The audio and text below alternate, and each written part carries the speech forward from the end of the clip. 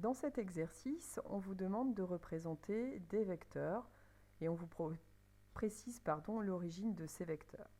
Donc, pour la première question, on va utiliser le vecteur U qui est sur le dessin, déjà tracé, et on veut un représentant donc, du vecteur U pour lequel on impose comme origine le point A. Ça veut dire que je vais prendre entre guillemets ce vecteur et le déplacer sur mon point A. Alors comment je vais le prendre? Je vais observer le déplacement horizontal et le déplacement vertical. Donc pour aller construire le vecteur U, je vais devoir me déplacer horizontalement de 3 carreaux et verticalement d'un carreau. Donc j'utilise cela pour partir de A, me déplacer horizontalement de 3 carreaux et verticalement d'un carreau. Ça va me donner un point, puis je rejoins le point A à ce point final extrémité.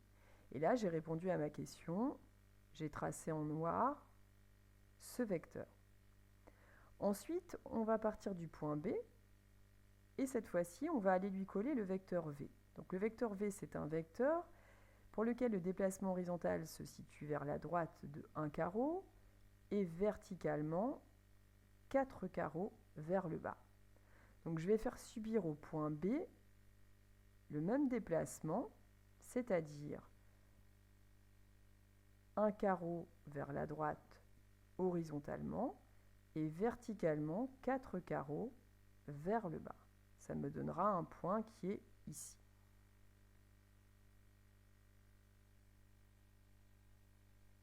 Et le vecteur, c'est celui-ci, que j'ai également tracé en noir.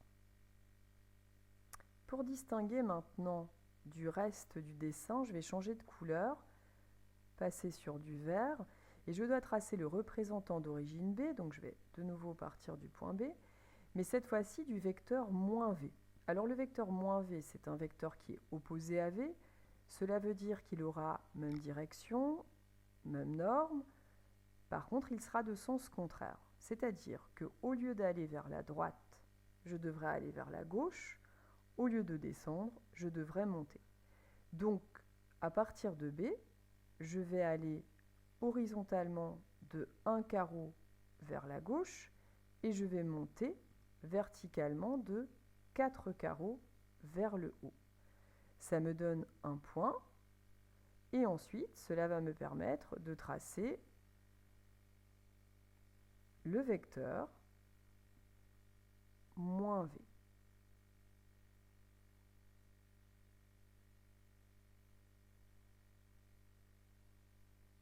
Donc, ça correspond à la dernière question et donc à ce vecteur qui est tracé ici.